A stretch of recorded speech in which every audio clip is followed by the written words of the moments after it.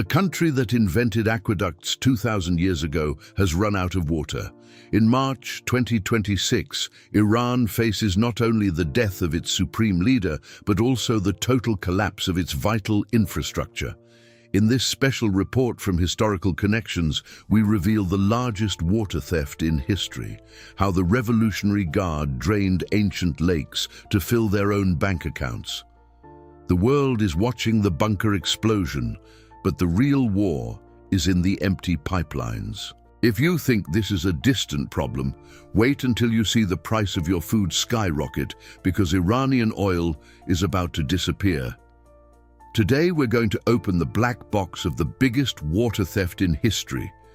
We're going to see the names of those who sold out their people's thirst for a handful of dollars.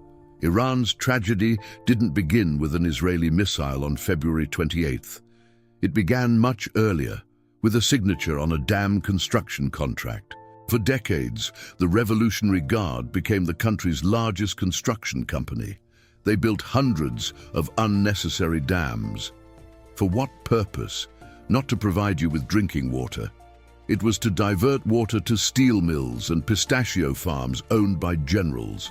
They drained ancient lakes to fill their Swiss bank accounts. Today, Tehran has reached day zero. Water no longer reaches the upper floors. Clinics are collapsing because they can't sterilize their equipment. And in the midst of this human wasteland, the government decided to cut food subsidies to pay for war damages. It's a deadly combination. No water, no food, and no leader. The Iranian rial is now worthless. Food inflation reached 70% in a week. Do you understand now why people are risking their lives in front of machine guns? It's not about politics, it's about pure survival. And here's the detail no one tells you. Oil refineries need industrial quantities of water to operate. If Tehran runs dry, the refineries shut down. If the refineries shut down, the global market panics. Your gasoline, your transportation, and your wallet are directly connected to a dry well in Iran. The regime thought it could control people's thirst, but thirst is the only enemy that won't surrender to tanks. Do you also feel like we're being sold a false reality? Make sure you're subscribed and connected to Historical Connections so you don't miss these intelligence reports. The game is shifting, and water is the new currency of war.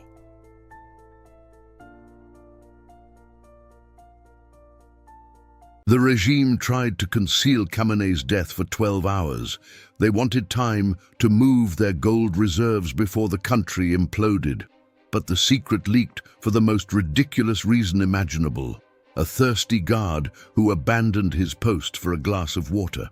That small detail was what triggered the final collapse, but what comes next is even more terrifying. The leader's son, Mojtaba, has a plan to cleanse the cities, and he's not using brooms. The interim leadership council you see on the news today is a charade. It's a facade to keep the world from panicking, but behind the curtains in Tehran, real power is being decided with a gun on the table. The players aren't fighting over religion or the Quran. They're fighting for control of the last remaining trade routes and drinking water wells in the country. The board is divided into 3 factions that hate each other. But they all have one thing in common. None of them want you to know the truth about their bank accounts. The first player is the Revolutionary Guard.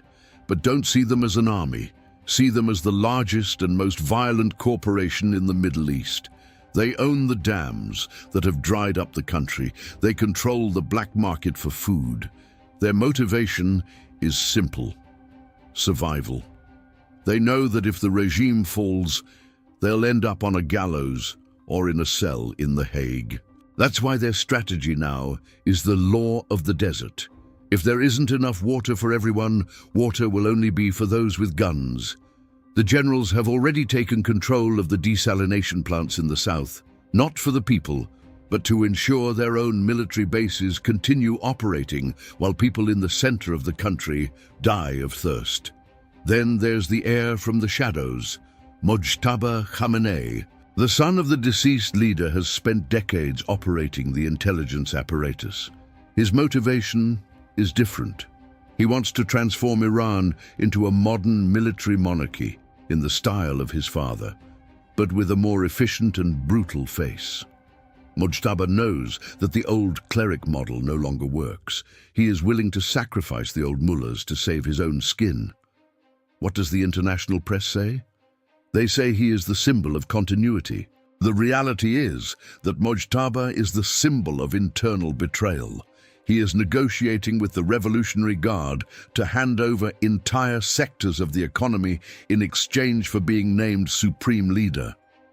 But there is a third silent player who is the one really footing the bill: China. Beijing has invested trillions of dollars in Iranian infrastructure that is now under fire.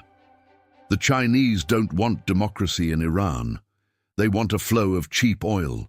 But there is a mathematical problem that the Chinese cannot solve with money. Without water, there is no stability.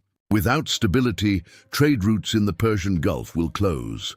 China is sending security advisors today to protect its interests. This is not humanitarian aid. It is a soft occupation of Iran's strategic assets. While Iranians fight over a glass of water, foreign companies are taking control of gas reserves. Why do leaders act with such cruelty? Because they are cornered players.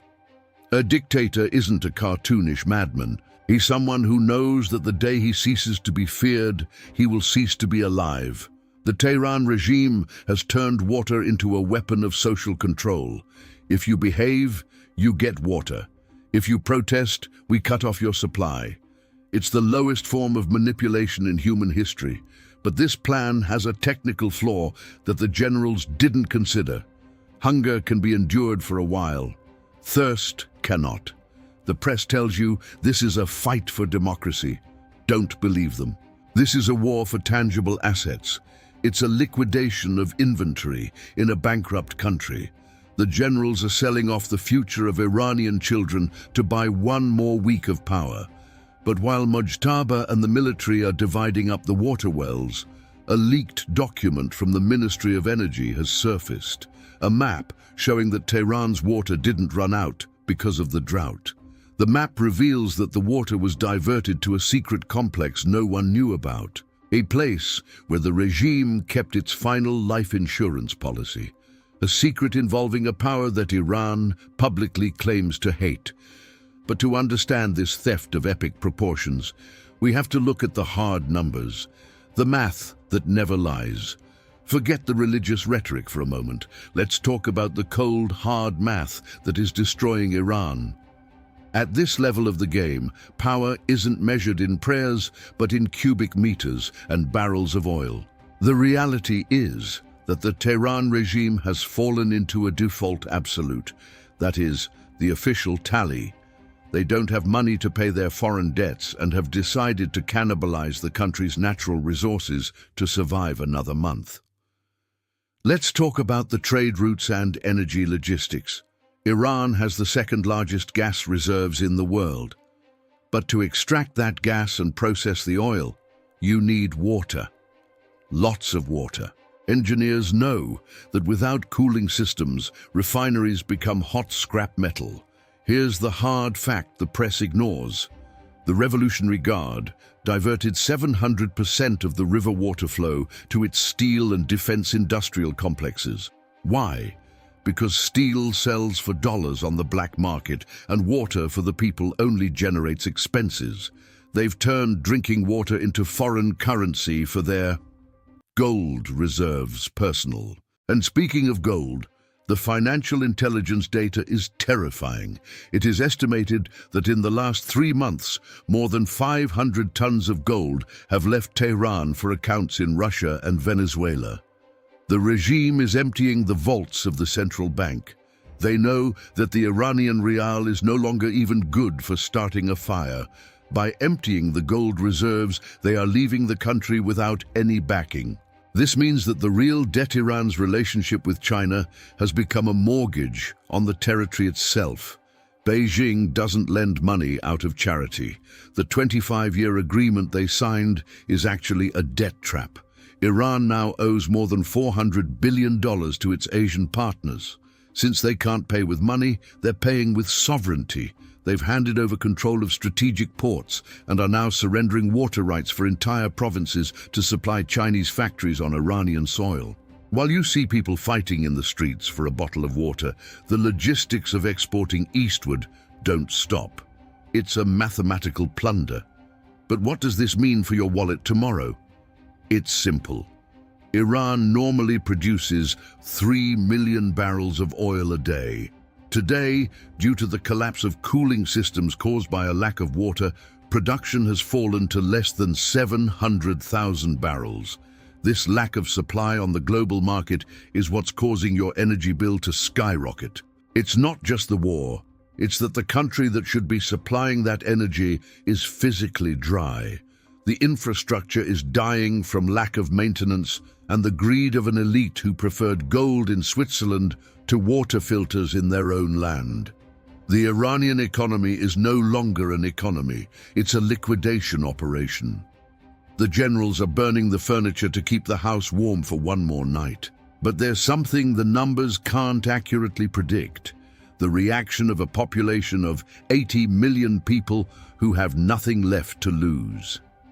Military analysts are revising their models of war gaming because the landscape has shifted. It's no longer about who has the most missiles, it's about who controls the last tanker truck leaving the capital for the conflict zones.